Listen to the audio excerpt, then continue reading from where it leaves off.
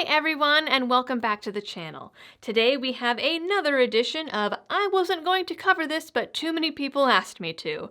And this time it's brought to you by Palmetto State Armory, your friendly veteran-owned firearms and outdoor retailer based in Columbia, South Carolina. To see today's daily deals and promos, check out the link in the description.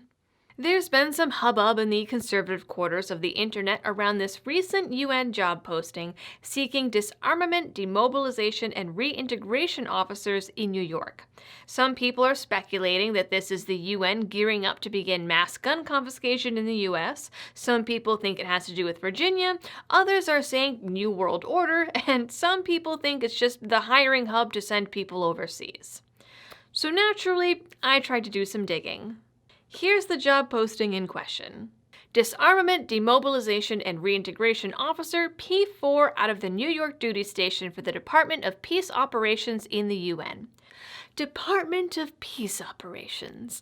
That sounds a lot like the 1984 Ministry of Peace. Under setting, it says, this position is located in the Disarmament, Demobilization, and Reintegration, DDR, section of the Office of Rule of Law and Security Institutions, within the Department of Peacekeeping Operations in New York.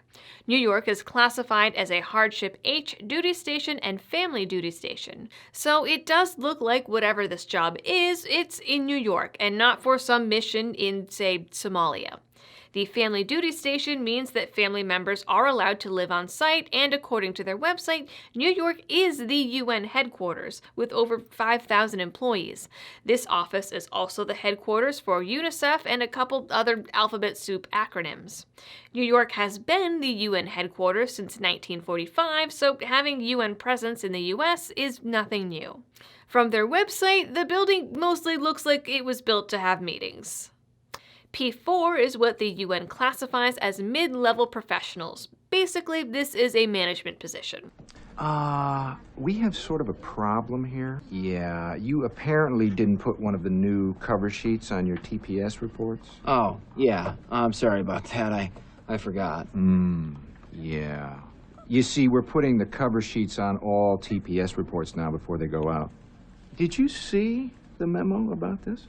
If you go down the long list of responsibilities, it includes a lot of meetings, budgets, reports, policy development, and strategy, though there are two lines that say, conducts field missions to assess implementation of established DDR programs, identifies potential problems and issues to be addressed, and suggests remedies to DDR units in the field. It also mentions that it will be only about 3 field missions. Educational requirements are a master's degree or higher with 7 years of relevant experience. So this is not a boots-on-the-ground, cannon fodder type of position. Fluency in English is required, with additional knowledge of French being desirable, but those are the 2 working languages of the UN, so there's nothing weird there. There's also an accompanying applicant manual, but you can only get a hold of that if you have an HR account with the UN. I thought about trying to create an account, but figured I'm probably already on several government lists and don't need a visit from the feds.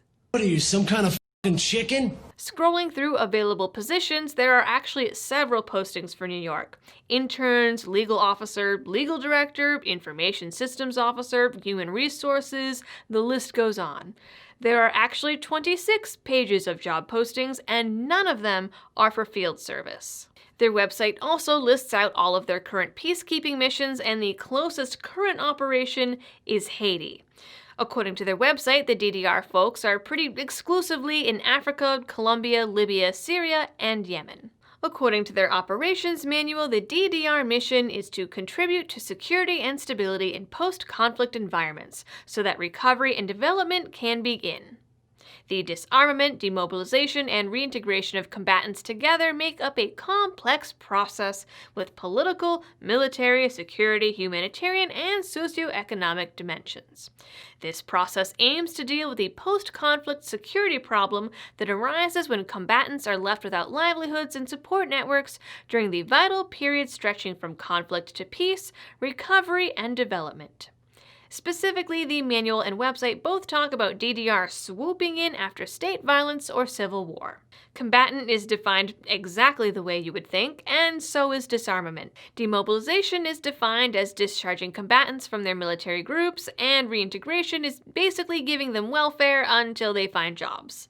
The operations manual says DDR is people-centered and is only brought in when post-conflict parties are willing to demilitarize after a ceasefire agreement, and their involvement is supposedly voluntary and only when requested. That part I don't really believe, and it does say in fine print that governments can request DDR be brought in to disband informal armed groups. Nevertheless, the manual says over and over again in flowcharts and graphs and bulleted lists that DDR comes in only after an agreed ceasefire and peace negotiations. Hypothetically, the UN could break the rules, and hypothetically, they could invade, but you have to remember a few key points. First, they would need unanimous support from every country in the UN. Second, the UN is not an army. It doesn't have its own military forces. Its forces are essentially borrowed from the countries that make up the UN. Third, the US is the biggest contributor to the UN budget every year. So for the UN to show up with troops on US soil, it would mean that either they were giving up most of their budget, or that it was really the US government attacking citizens, or enacting gun confiscation, or whatever, just with the UN's help. In which case, it would be boogaloo time.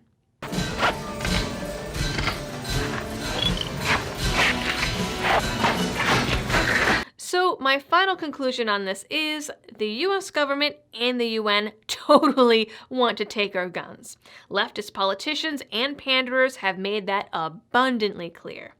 But as far as I can tell, this job posting has nothing to do with that. If they follow their own standards and manual, they'll only be coming in after the government tries to take our guns, the boogaloo breaks out, and someone loses. Blue helmets are shitty camouflage anyway. That's it for today's video. Please don't forget to like, share, and subscribe, drop a comment down below, and check out the partners in the description. If you really like my work and want to help out the channel in other ways, you can find me on Patreon and Subscribestar, social media, or donate through PayPal or my website. Or check out my sweet merch. Until next time, thanks for tuning in and helping me to spread the message of liberty.